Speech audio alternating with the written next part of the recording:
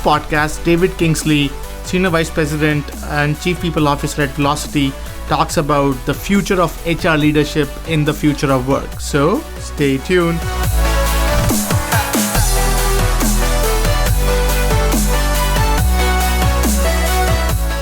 Welcome everyone to Work 2.0 podcast. Today we have with us a wonderful guest. So David Kingsley, a brief bio. So David is a Senior Vice President and Chief People Officer at Vlocity, a Fortune Cloud 1000 company, Future Cloud 100 company, leading industry cloud app adoption on Salesforce and driving digital transformation for the world's leading brands.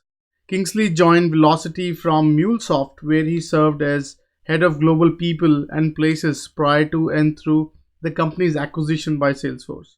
Previously, he held roles of increasing responsibility at Salesforce, where he served as Senior Vice President of Human Resource for Strategy and Operations, as well as Vice President of HR Business Partners for Sales Technology and Products. Prior to Salesforce, Kingsley spent 13 years in talent and organization leadership capacity in the consulting division of Accenture and Booz Allen, serving clients in government and communications and high technology industries.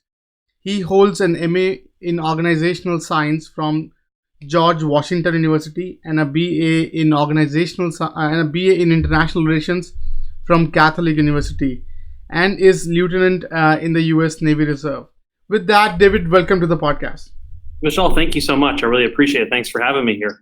So I'm glad. I think one of the fascinating thing about your background is the breadth and the depth. I think you have both in a very interesting way. So government, like you check all the boxes: enterprise, government, consulting, product, and high tech, low tech. It's. So why don't you walk us through your journey? Like what brought you to this point? Sure. Yeah. It's interesting. It's a circuitous journey, and I think that I'm sure you'd agree. The journey that we all have on our career paths is unique. And I think if you asked me 20 years ago where I would be today, I don't know. I probably would have given you an answer that sounded something like international relations, working in Brussels or something. And instead, I'm talking to you on the 50th floor of the Salesforce Tower in downtown San Francisco here at Vlocity headquarters. And I am what I kind of characterize as an enterprise software person, and really started out in management consulting in that space. When I was in consulting, I was on the line. I was serving clients and customers all around the world. And I had an HR business partner who shall remain nameless. But this individual really failed to provide a level of service and support to me. It always felt like when he was in the room with my team, that it was a binder that he brought. And it was like his policy binder. It was tab 3, subsection 4 says the following, and he would read, and then we would have to go do that. And I actually, Vishal, one time we were doing calibration with one of my teams, and I stopped the meeting. And I excused him from the meeting out in the hallway. And I said, I'm going to ask you to actually step out. And his eyes got real big, and I thought, oh my goodness, I'm making a real career limiting move here. But I said, I failed to expose you to the nature of what my team does in the marketplace and what we're facing and the talent we're trying to attract and how we're trying to lead the team, et cetera. And I said, that's on me. I've just failed to connect with you on that and failed to give you awareness on that. So he and I met a couple times over the next month or so and got him a little bit more informed about that. And then he rejoined my team meeting for the next calibration session. We're doing performance reviews, and was much more equipped to contribute to the discussion. So as I was reflecting on that in my professional journey, that was the point at which I said to myself, something has got to be done about the traditional way that we think about how we provision HR services. And that's a two-way street. It's first of all the business, the clients coming to us and saying, we want you to be a partner at the table with us. And it's the HR teams around the world, or what we call employee success here at Vlocity, the employee success teams around the world really showing up to that table and owning what they're working on and owning that journey and owning their role as a contributing function in the organization. So it's this continuum of, are you a necessary evil kind of over here on the continuum? Are you a critical enabler, which is kind of here, like pick up the phone when I call you, or are you truly a trusted advisor? And to the point where when an executive says, wait a second, we've got to get Jane in the room. Before we start this conversation, I need my HR business partner or my compensation benefits person in the room for this discussion, versus having HR be at the end of the line when it's like, hey, we need to do these things. Can you just go execute them? That is, I see that as kind of a failure on our part as HR leaders. More of when we're winning is when we're being invited into the room for the initial part of the discussion, or the client is saying, I cannot have this meeting without my HR person here for it. That's when we've really achieved. And so starting my career, back in consulting, my first exposure to the HR discipline was really the kind of necessary evil. It's like, I'll call my HR VP when I need him, but please don't reach out to me. Versus the goal that I have for my teams and for our organization is really around how are we serving as a trusted advisor, as that partner model. Interesting. And before we go into this, I think fascinating background, by the way, and definitely I have some questions on that. Why don't you walk us through Vlocity? Like, what is Vlocity? What do you guys do? Yeah, absolutely. So Vlocity is the fastest growing company on the Salesforce App Exchange. To our knowledge, we're one of the fastest growing enterprise software companies that we're aware of. And what we do is we take the world's most powerful customer relationship management software, which is Salesforce, and we're built on the Salesforce platform. And so we support and face industry verticals. So the room I'm sitting in right now is insurance. Next to me is health insurance. I've got government down the hall. I've got energy behind me. So these are highly regulated industries that we serve, and we configure and deliver on the Salesforce platform in a way that a customer buys a license of Salesforce software and they buy a license of Vlocity software, and that accelerates their journey to time to value and helps that customers connect with them in new ways. And it brings companies and customers closer together. So that's just the nature of customer relationship management. But we spent 5 years and over $100 million building this company that configures and creates the value for the customer right out of the box. So if you think about when you buy Salesforce license, and many of your readers and listeners probably have it in their organizations, really powerful tool. I've been using it for almost 15 years now myself. Then Vlocity comes along and we give them even more power on that platform to drive time to value in the market. The reason we face those industry verticals, frankly, Vishal, if you remember the last time you called your mobile telephone provider, right? Mm-hmm. You probably didn't wake up in the morning and say, gosh, I can't wait to call Verizon, or I can't wait to call Sprint. It's because it was sort of a lackluster customer experience, right? Mm-hmm. They didn't know exactly who you were. They were trying to sell you stuff you didn't need. They didn't have all your history in front of them. And so where Vlocity partners with our customers, it's in helping transform the nature of those customer relationships for those industry verticals. So we're really proud of what we built. We're about 900 people globally around the world today, presence in 24 countries, and we'll grow probably next year to around 1,200, 1,300 people. So we're doing about 50% year-on-year headcount growth in the organization. So really kind of high rate of growth as a company, which brings into play all the things that your readers and listeners understand around how do you scale and drive a meaningful employee experience. Interesting. Wow.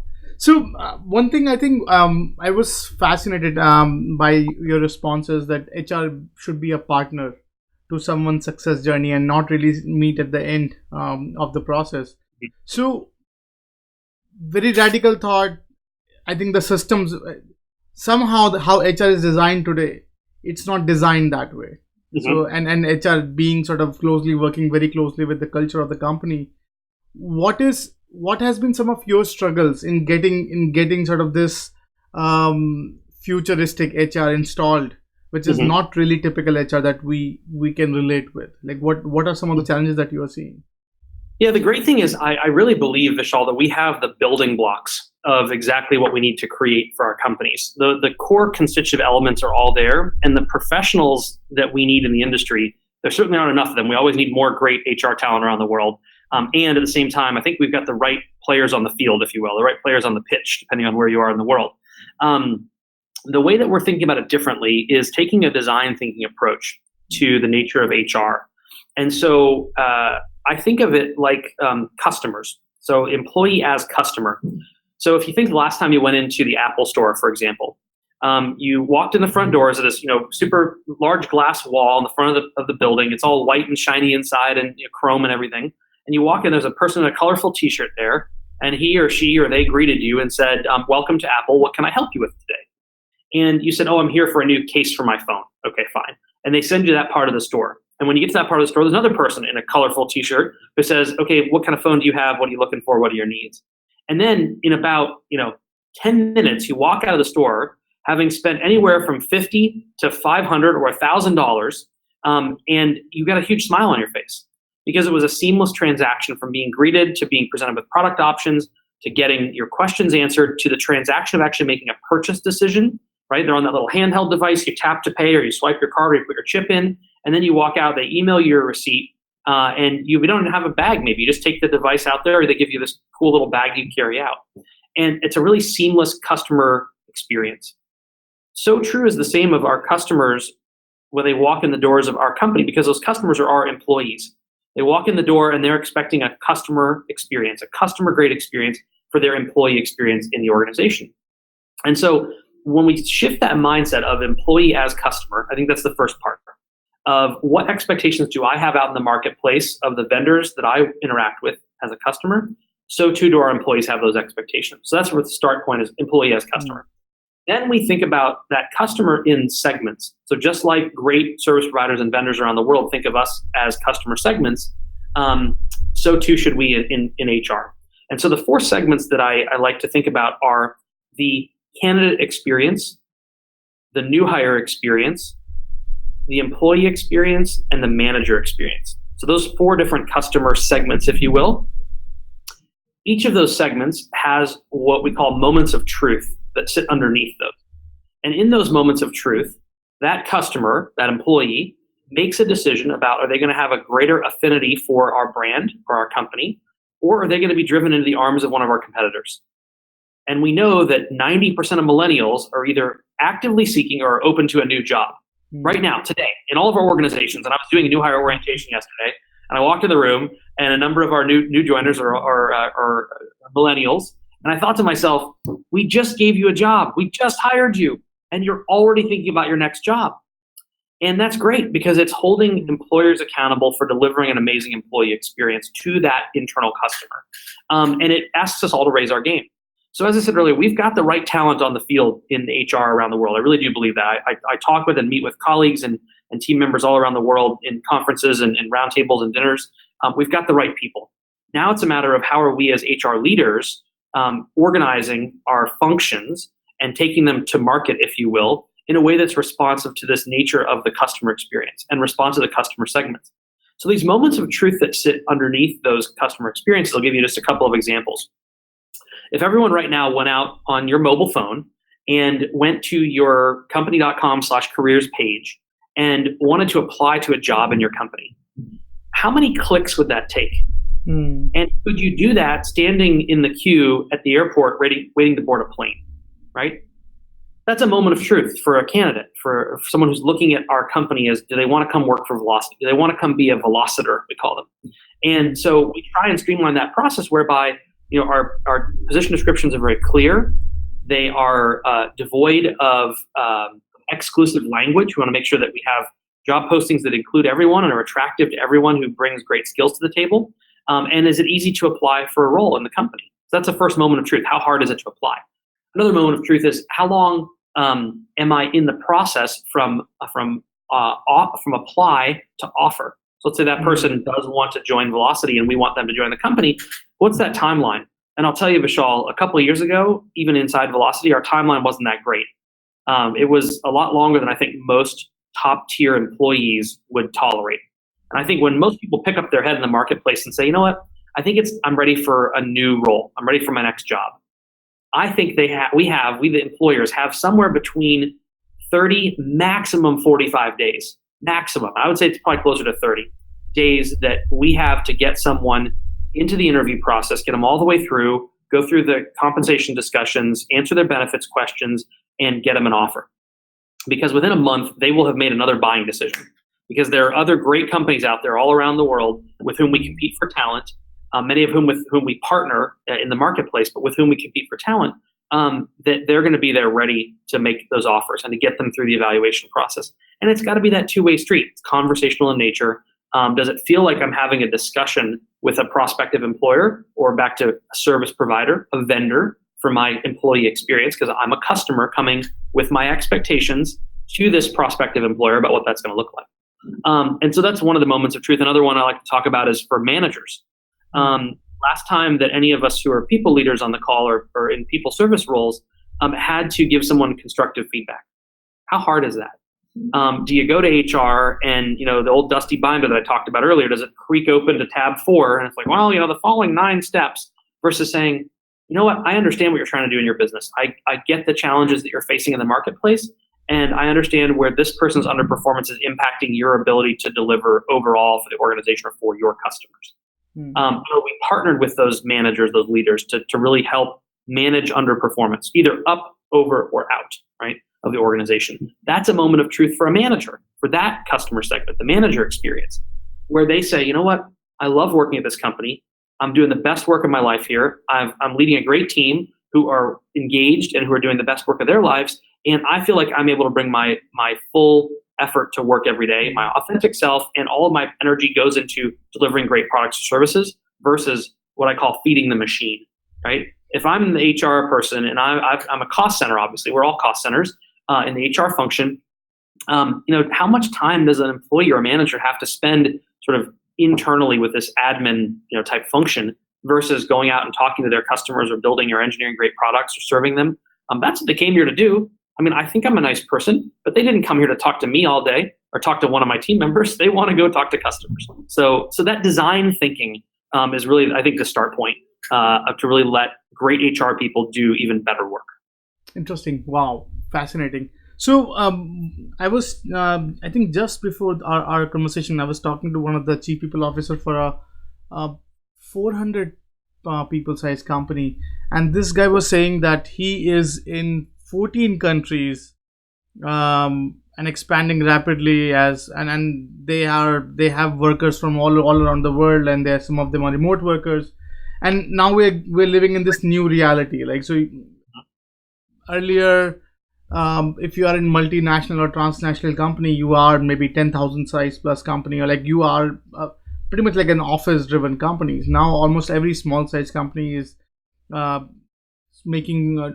keeping the doors open for this remote worker and this new trend. As an HR leader, like, so how do you, and you talked about providing that seamless experience to employees so they can have an interaction with HR and they can grow with them and at least be better represented with them. So as an HR leader, how do you, like, what are some of the things that you are seeing in the HR landscape where this, like, how HR is preparing to this new reality of remote workers and global workforce? And what's your take on that? Yeah, I think the first part is being very intentional about what are we trying to drive. And this really involves HR truly having a seat at the table on the executive staff in the discussions about strategic planning for the company. So the strategic plan for the company really obviously gets informed by the customers or the stakeholders. That then translates into what are the company's priorities at a given coming year, which then very quickly translates into what should be a workforce plan. The workforce plan in many companies, and in some companies where I've worked, and frankly, even sometimes when I've been a leader in those companies, the workforce plan blossoms like a wild garden. It's very interesting to look at, but wow, is it hard to tend, right? You don't know where the poppies are and where the carrots are, and is that a tomato over there, and what's going on back here? Because it just sort of evolves and unfolds throughout the year. What that does, it gives leaders a lot of flexibility and they can kind of shuck and jive all they want during the year. But what it does do also is it ends up in a very discordant employee experience because people don't know how their work fits into the overall organizational objectives. How is it that my work matters? Where do I matter when I come to work every day? When it's done in a very intentional and planful way, the workforce plan lays that out. It says, here's where we're going this year. Here's where this organization is going to be. Here's what they're going to deliver this year. Here's how they're going to grow and where they're going to grow to be able to deliver the value for our customers or stakeholders or shareholders out in the marketplace. So very much intentional design on the front end, and that requires HR to have a seat at the table. Or said more specifically, HR has to earn a seat at the table to be in that discussion. Once that workforce plan is kind of crafted, that's where we can start talking about, okay, what percentage of that is going to be sitting in your head office? What percent is going to be in a satellite office or a field office? And what percent of that is going to be remote, whether remote domestic or remote global, depending upon where your headquarters are. And that should be done in a thoughtful way, both with regard to A, where is talent available, right? Where are the talent centers you're trying to prosecute?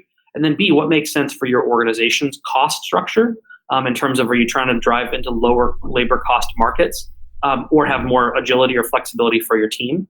There's one company out there with which I'm familiar. Our CFO is actually a board member there, where they don't have a single office. It's an entire virtual company. Like, I think it's 500, 600 people. Virtual company. They meet when they have to meet. They meet in the hotel conference rooms or at flexible working spaces. That's an extreme example. I think most of us are in more of a hybrid example, where we are leveraging individual contributors who are working remotely, sometimes leaders who are working remotely, and then some who are working in satellite offices and some in hub offices. So being intentional about that is the first part. On the HR front, I've seen two things that I think really work. And the name of your podcast is Work 2.0. So I think in the Work 2.0 world, we got to be thinking about what should we be doing differently. And I'll just share two ideas. The first of which is requiring every team member, when you're working together, whether they're in the office or they're remote, to have their video on. And when I first required this, one of my team members came to me and she said, well, I have to do my hair every day. What if I'm going to be on video? And I said, look at me. I don't even have hair. So don't worry about it. I don't really care what you look like on camera. I care that we're interacting as if we were we sitting in an office together. Interesting. Seeing facial expressions, seeing nonverbals. You can tell if someone's paying attention by how they're nodding along in the conversation, or they multitasking, et cetera. So requiring every team member to always be on video, I think, is really critical to create that. And when I do my team meetings, it actually looks like it's just like a collage of little boxes all around the world. My team in London, my team in Bangalore, my team in LA, you name it. And we're all interacting in one meeting together. And it truly feels together versus on a conference call where, someone's multitasking, someone's letting the dog out, someone's doing laundry. It doesn't work. You've got to be focused on the work and in the conversation, or opt out of the meeting, right? Make sure that you're using your time and your colleagues' time wisely. So that's one. The second one is an idea that I heard the other day that I think is really fantastic, and I'm starting to do it myself, is this idea of virtual coffees. And so, Vishal, if you and I were to work together on a regular basis, and I were a member of your team, you might say to me, David, the second Tuesday of every month at 11:30 your time, 3:30 my time, whatever it is, we're both going to go to our kitchen or our pantry, make a cup of tea, and we're going to turn the video on. And there is no agenda. There are no slides. There's no agenda. There's no talking points. It's just Vishal and David connecting as colleagues and having a cup of tea together and saying, how are you doing? What's new in your world? What are you excited about? What are you scared of? How's your family? Just truly having those interactions that we would, quote unquote, normally have in an office place, right? If you and I worked sitting side by side together every day, I'd come and I'd say, Vishal, how was your night? You'd say, oh, the kids had soccer and I tried to make dinner, but I burned the bread and whatever. It's just those little tiny like micro interactions that connect humans together, because at the end of the day, we're in human resources and we got to keep the human in human resources, and we're people first. We're workers second. And so having those, structuring those in a way that engages a geographic neutral workforce, that gives authentic human interactions, I think is really important. And you've got to take really dramatic steps to do that, which is really block your calendar out to have coffee with someone virtually and not have an agenda. So those are just two ideas that I've seen work well and that I really try and espouse to drive this forward, to make sure that we're engaging the entire workforce, whether they're sitting in their home in a remote location somewhere in the world or they're sitting in a downtown office building like I am. No, I think definitely virtual coffee. I would try that. It's a genius idea. I think it's a and good. Thank you. Let me know how it goes. That. So other thing, I think last week I was talking to one CEO friend of mine, CEO of a small size startup, and he is very focused. I think it was a very interesting conversation. So he said, Vishal, I want to build a culture which actually help my company grow. Go like do some fun stuff, and he's expanding. I think right now it's about 300-400. It's not a startup now. He's more of a mid scale, and he said that he was in a ruffle with their HR because he's not. He said, I want people to be traveling, like living here in this area, so I can work with them. And now the HR is saying, hey, this is not trendy. Like the trendy now is this globalization, and people are like, why you are restricting yourself from getting work from all around the world when you can get them at an affordable cost and all that.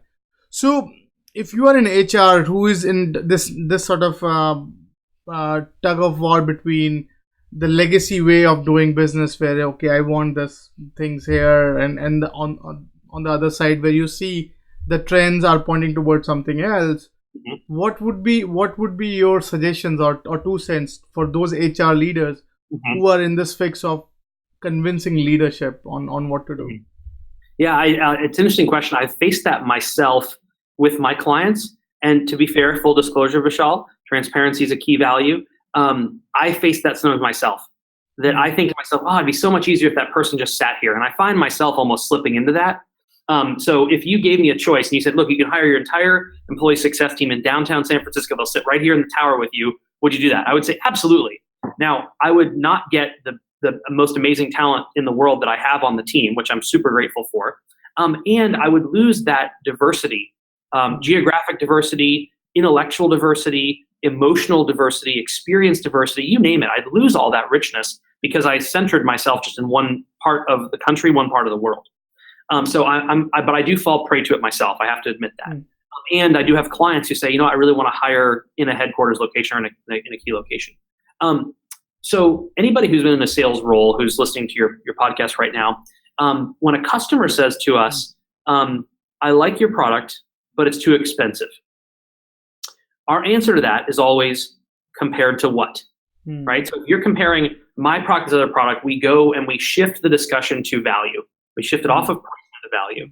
We talk about what our product or service is going to do for you that is meeting a pain point in your business mm, versus going back to my price point is wrong, right? This is a very, mm, very pedestrian sort of conversation to be involved with a customer. If you're having a price conversation, you're probably not having the right conversation. mm, So too do I think this discussion with leaders about where my people sit. And so I mm, offer that customer example to say the response that I try and offer, and the one to myself, quite frankly, is what else is going on in there that you're saying, I need that person here? And is it a question of, am I not sure that that individual in the past that I've had in this role was fully focused? Were they not fully engaged? Were they not accessible to me? And really unpacking a bit of that with the leader to say, it sounds like you want someone who's going to be really responsive when you have on the fly questions. mm, And the leader's probably going to go, yeah, I just want to walk over to their desk and say, what's going on with X? Well, we all sit at desks somewhere in the world. What if we had an SLA, a service level agreement inside of our team that from the core hours of X to Y during the day, your response time to a chat message is within 5 minutes. And your email responsiveness is within 1 hour. What if we just mm, set those SLAs up for our teams and articulated that? I had a leader once I worked with, he actually had a user guide for himself, just like you would have a user guide for a device that you bought, right? wow. Television or something. And it actually walked through things about himself, things about me. Here's what you need to know about me. Here's how I work, when I work, how I operate, my expectations, both articulated and frankly, some of the unarticulated ones that I have that I may never tell you about, but I probably still want from you or are part of the norms of our team or the way I like to work. This extreme to create this user guide for himself. So that was really fun. I don't know if I'd want to do that. It might scare me if I made a user guide for myself. But the idea being, let's articulate those expectations. Let's get those out there. If you want responsiveness within 5 minutes to a Google Hangout or a Slack message, then say that. And ask people if they can commit to that. And if they can, then they're probably right for your team. If they're unable to, or they like working a different way, that may not be a fit. And in doing that, we sort of unpack the what's underneath that whole, they have to sit co-located with me, 5 days a week, 10 hours a day. There's probably something else going on there that's worth the conversation that goes back to this idea of HR as a trusted advisor and a key partner versus the necessary evil of, I want 6 hires in this location, go get them. Right. So it's sort of an order fulfillment, which we still do. Don't get me wrong. That's still part of our core job is to talent acquisition. That's a critical piece of our function. But that partnership with the leaders to talk about, tell me about how you work. What are the team norms you want to have? What does your team's success look like when it's operating fully? And you can probably unpack those into ways that you can find functions inside the business operation that can meet those needs. Interesting. And then one area I'm really curious to learn from you as an HR leader. So we talk to various leaders at various levels, and we are seeing, and I'm coming from the data and technology end, right? So what we see is technology is integral part of almost every business process, including HR. And when technology right now, it's at a very interesting stage. So where technology is getting disrupted in a Mhm. very interesting way. That means even the business that's running on those technologies are also getting disrupted, right? So Mhm. whether you call it organizational structure are getting disrupted, employee expectations are being disrupted, like worker office space, everything, like every aspect of HR is getting disrupted. So when you are running an organization, when almost every aspect of the business is somewhat shaky in a way that they're maturing, Mhm. they're transforming. How do you keep yourself at peace, at balance, to Mhm. understand like how do you grow your company through this disruptive time? Like what are some of the hacks or tricks you could share that is Mhm. helping you sort of stay sane throughout this evolution? Yeah, I think the first one, it's an analogy that I was down in Mexico on a vacation this a couple years ago, and I had never surfed before. And anyone on your who's listening to your podcast who's surfed will probably resonate with this, but you can kind of envision it in your mind, even if you haven't. The instructor said to me, when you think about what you're doing out there surfing, he said, you either ride the wave or the wave rides you. Hmm. And he said, so if when you're trying to get up on the wave and you're fighting it, it's going to smack you in the face, it's going to push you under the water, and it's going to turn you upside down. He said, but if you focus on working with the way the wave moves and getting on top of it, you're going to be much more likely, A, to enjoy yourself, and B, not get dunked under the water and rolled around, which I think in today's day and age, many of us probably feel that way with the rate of change in organizations, is it feels like you're Hmm. getting dunked underwater and rolled over and dragged through the sand, versus thinking about how do I know that the uncertainty is going to happen. This is sort of the new normal in business, in our industries, in our organizations. And how do I move along with that? So the idea that all of our engineering organizations have gone to agile methodology, right? We don't do Hmm. really waterfall development, most companies anymore. We're all in an agile world. How do we think also about running and guiding and serving our HR teams in an agile way? Are we using sprints in the same way that our developers are using sprints? And do we Hmm. have them in really tight time frames with very achievable deliverables that allow us to pivot and shift as the product grows and matures? And are we doing multiple releases per year, right? Back in the day, HR used to have kind of the big bang. It was like once a year we rolled Hmm. out all of our new stuff and we had all of our little PDFs and our enablement sessions, and then everyone, okay, good, we've got it. That's not how people think about their business anymore. That's not the way that people think about their work or their lives anymore. We are in this agile environment. And so the idea of iterating is very, very important and being comfortable with that. Things are going to shift. I'll give you a practical example of that. I no longer allow any policies to be created in anything but a Google Doc. Hmm. So our handbook is a great example. It sits on a Google Doc, and everyone's able to access it, and you're always on the latest version.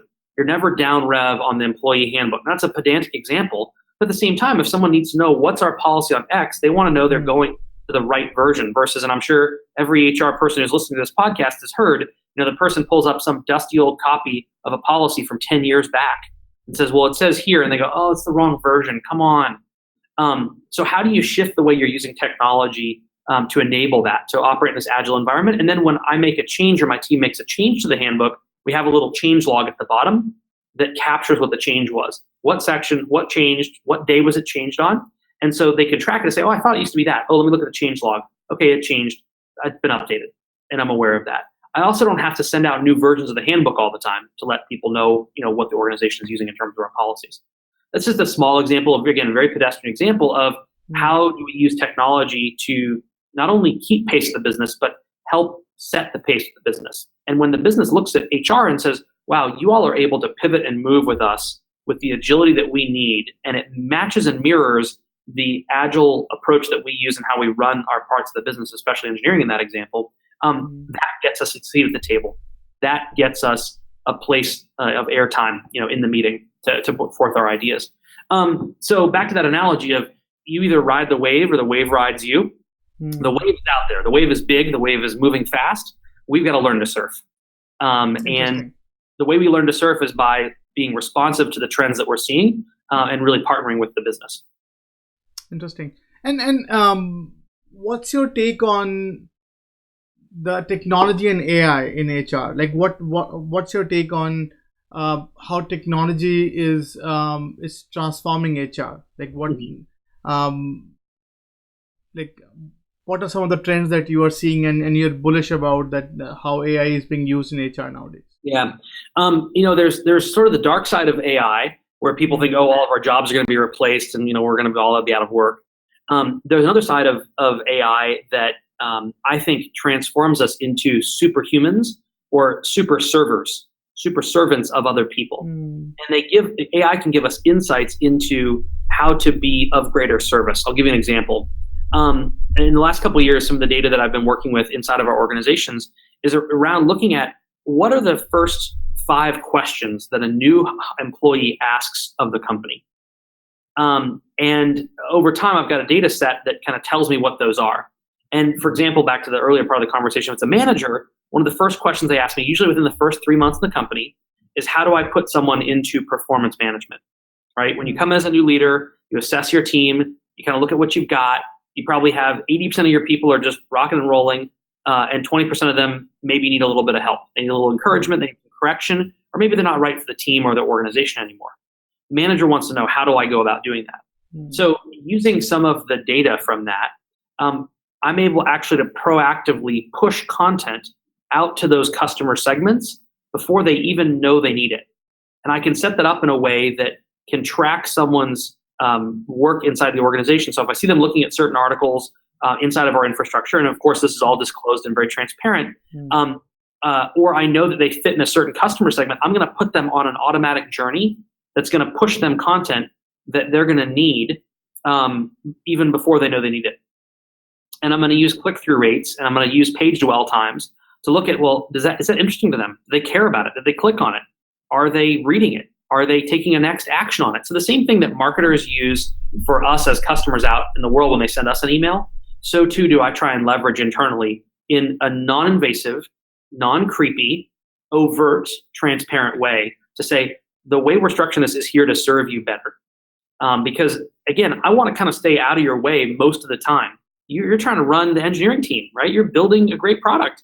You don't want to talk to me every day. You do want to know that I'm there when you need me. And frankly, you want me there even when you don't know that I am needed, right? You just want me to kind of pop up and say, hey, I noticed that you're trying to do this. You remember that old, the little paper clip in Microsoft Word clippy? Kind of annoying, right? It was like, it looks like you're writing a letter. Bink, bink, bink. Sometimes you were writing a letter and you're like, oh, actually, great. There's a template for that. What if we can replicate some of that in a similar way, but really have 100% hit rate or 99% to say, you know what, that's right. The customer or the employee in this case was trying to do that, or they want to do this, or they had a question about that. And I just pop up my team or my data or my content just pops up and serves them in a proactive way. That's really where I think the kind of the high sweet fruit of AI sits right now for us in terms of how do we serve our customers, our employees, our managers, our new hires, our candidates in ways that they don't even know they want, but they are delighted when we do it. That they go, wow, I didn't even know that was possible. Thank you. That's the highest compliment that I can get for our team's work is when one of our customers says, I didn't even know you could do that. It's like, yeah, not only do that, but we did do that, and it served you in a way that delighted you. Interesting. I think that's fascinating. So one one aspect I want to understand from you is that bias, right? So when I think I'm always curious to learn. With great power comes great responsibility, right? And leaders are basically they have this so-called responsibility, and bias is a big problem at leadership levels, right? So they come with their own baggage. They many oftentimes get into this tailwind of just huddling through their own baggages. Like what is some of the hacks that you have used to check yourself from any of the biases that you bring to the table? Mm-hmm. Yeah, one of them is just consciousness raising, and I've come from an enterprise software world where traditionally the people who've led enterprise software companies for the last 30 years have largely been men, and largely been men that sort of look frankly like me. And so one of the things that I actually pulled a leader aside a couple weeks ago. He was putting a strategy together, and he was saying we're going to do an offsite, and in the morning we're all going to go work out together. And I was like, okay. Fair enough. Many people of all backgrounds and shapes and sizes exercise. I get that. The idea of going out and it was a person who was going to lead the exercise. It was going to be like a kind of very fit person who was going to do this. And I said to him, how might that potentially put some people off, right? What if they don't exercise or they can't or they're concerned about their own physical capabilities? So what if instead, I know you want to get outside and get some fresh air and be in San Francisco. I said, what if we did a beach cleanup, right? What if we went down to the same beach we wanted to work out on and we all put our exercise gear on? So get your shorts and your trainers and, your t-shirts on. And let's go out and actually pick up, garbage and clean up the beach and do something of service while still being together, having a collective experience that is physical in nature, but that allows people to operate and participate at their own physical capability level. So if someone wants to say, I'm going to try and pick up 100 pieces of garbage because I can bend down a lot of times and walk really quickly with a couple other people, that's great. Or if some people want to take it a little bit more slowly, that's okay too, but we're having a collective experience. So I think that's the first one, is just consciousness raising. Not everyone has the same journey at the same time. Doesn't mean that we all have to do the same thing. It's okay that we're different. It's okay that we have individual richness about our backgrounds and our experiences and who we are as people. And there is a place for all of us. I think about it like a patchwork quilt. And there are these amazing, colorful, beautiful threads that run through our companies and our organizations that together create this tapestry that keeps us warm and keeps us comfortable, or hangs on our wall and looks great, or comforts our family. That's us. That's our company. That's the fabric of our organization. And each of us brings this diverse thread to the table that makes us strong and interesting. I was talking with a leader a couple of years ago, and he was saying, why I like diversity? And I was thinking he was going to say something like, oh, it's good for PR or something like that. And he said, it's just more fun. He said, it's more fun to come to work, a company that has people that look and think and do differently than I do. And I thought that was a really interesting concept. He said, let's stay away from all of the trappings of the D&I language that we sometimes get really wrapped around the axle on. And I know they're well-intending. They said, let's get back to just the nature of what is it to be human and have a human experience. And human experiences are richer when they're more diverse. Full stop. So let's go build a diverse company, which I thought was a really interesting sort of way to cut through all the discussion and get to brass tacks about why it's a good thing to have diverse and inclusive organizations, because it's more fun to be in them. And, oh, by the way, I think organizations have an obligation to the world to give people meaningful work to do, where they feel psychologically safe, they are challenged, they're given goals that are meaningful and reasonable, and they're given feedback and coaching, and they can grow. And that requires a diverse mindset, intellectual diversity or psychological diversity about how we think about how people come to the table. So that's on one side of it. On a practical, tactical side, you asked about hacks. One of the things that we do here at Vlocity is we require all of our recruiters, before they go to offer with a candidate, to have presented at least one candidate from a non-traditional or underrepresented background.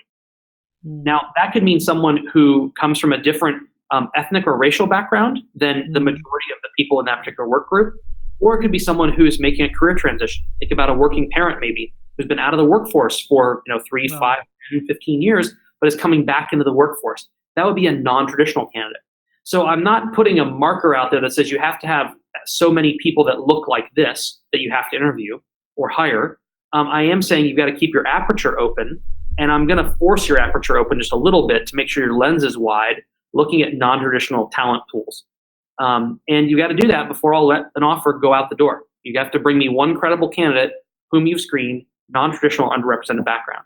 What that does is then, and we've even seen this already, this is about 6 months we've had this in place, that the recruiters are then taking those candidates to their hiring managers. The hiring managers going, wow, I never thought about that. That's someone who, for example, was in maybe management consulting for 10 years, left to have a family, and he or she or they came back to the workforce, and they are an amazing fit for our professional services organization. Right? They might think, I can only go back into consulting, but actually, we do consultative work with our clients every day, probably a very similar skill set.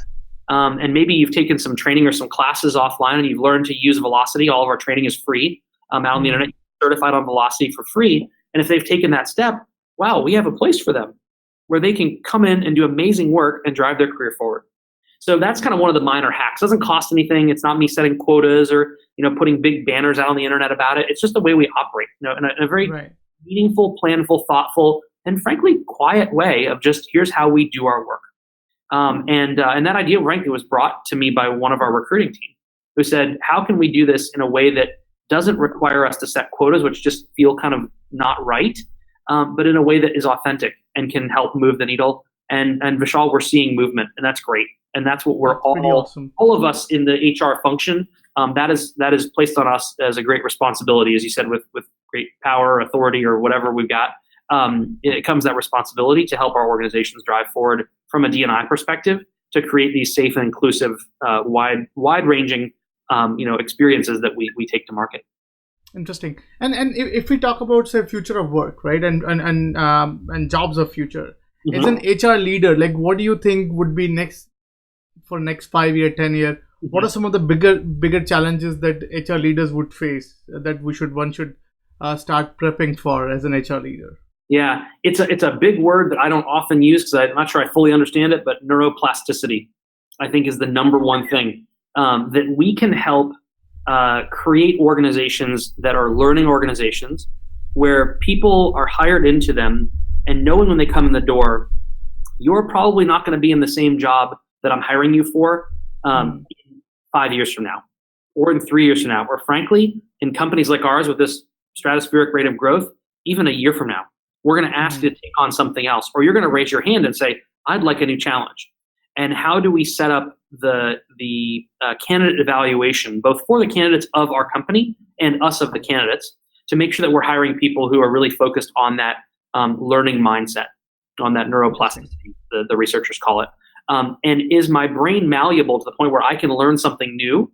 And do I have an underlying modus operandi of how I think about my work that is taking on new challenges? It is pushing myself.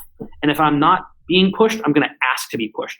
Those are the kind of people that we want to hire here at Vlocity, whom we are hiring. And frankly, I think the ones out in the talent market who are going to be successful over time are the ones who come in and say, I know I'm not going to be doing the same job next year at the time I am now. That goes back to this idea of what is the millennial expectation. The gig economy is beyond, our DoorDash delivery people and our Deliveroo drivers and our Uber Lyft drivers. It's all of us. All of us are thinking about ourselves as these amazing contributors who are going to contribute to many different organizations over our career, and will bring a very rich point of view from our diverse backgrounds to deliver value. Our HR teams have got to be in the position where we say, not only is that's okay if that's what you want, because that's frankly what the worker of today and tomorrow want, but we want you to be that way. And we're going to encourage you and we're going to give you those options. I'll give you a small example. One of the organizations I worked in, every 3 months, they had a release of the software. And after every release, there was something called Opportunity Open Market. And that meant that every engineer in the company could take a different job in the organization on a different team.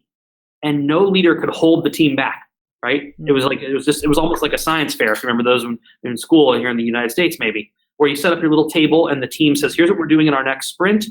This is going to be amazing. Here's where we need contributors. Here's where we need skills. If you don't know Python yet, you can come here and we'll teach you, and then you'll be able to deliver within 4 or 6 weeks, et cetera. And so that idea of how are we structuring organizations that not only allow for, but that career agility. I had a colleague of mine, he described it as the career scaffolding versus the career ladder, right? The traditional kind of thing is like, okay, I'm on this rung, I'm on this rung, I'm on this rung. That's not the way the world works anymore. It's a scaffolding. Or another colleague of mine, she called it the career jungle gym. So think about that when you're on the playground as a kid, swinging from place to place on the gym and testing yourself and growing in new ways and go up and you go down and you go sideways. That's the reality of work today. About how we think about work and how organizations need us to work, because the pace of the market is changing so fast. Right, our customer demands are increasing, they're accelerating, they're getting more and more dynamic over time. We've got to have organizations that can pivot with equal agility. And back to the earlier part of our conversation, Vishal, we've got to lead and run HR organizations that not only allow for that, but encourage and enable that in our workforces. Interesting. Wow. No, I think that's fascinating. And I think it's always fun to talk to someone who is actually very progressive in thinking, I think. And thank you so much for sharing your point of views. It's really, really refreshing to, because even in our profession, we talk to, as I was talking to you before our conversation, we talk to every kind of HR professional, so Mhm. it's definitely always fun to have someone which is very refreshing and very progressive looking, and it's basically elevate the entire industry. So I do appreciate you on Oh, it's that. my pleasure. So it brings us to the end of the conversation, and I want to spend few minutes on your personal journey Sure. to see what's going on, and basically help our listeners and viewers understand what it takes to build up a good leader. So if we say, in your journey, what are some of the attributes that has really helped you become what you are, or Mhm. that has really contributed to help you what you are today? What Mhm. would those qualities be? Like, what would you attribute your success to? Yeah, the first is I've got to tell you, I don't think I'm successful. I don't think I've got it all figured out. I really don't. I think I'm doing the best I can. Every day I get up and try and focus on serving our customers internally, and that's what I'm focused on. I said once to a colleague of mine, I said, if you ever work for a leader who says, I got this, I got this, you should immediately turn and run out of that room and then call me and I will help you get a job somewhere else.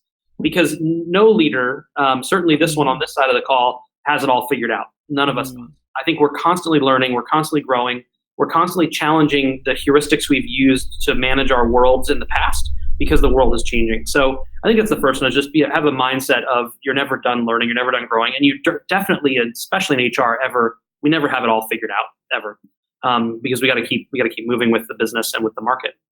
Um, the second one, and I'm honored for this, is I've entered a new phase of my life, that I have a new son.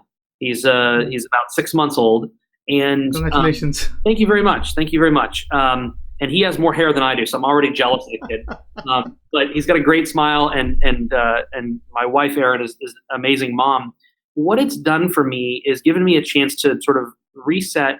What is it that makes my life rich? And it doesn't necessarily have to be a new child or a spouse or a partner.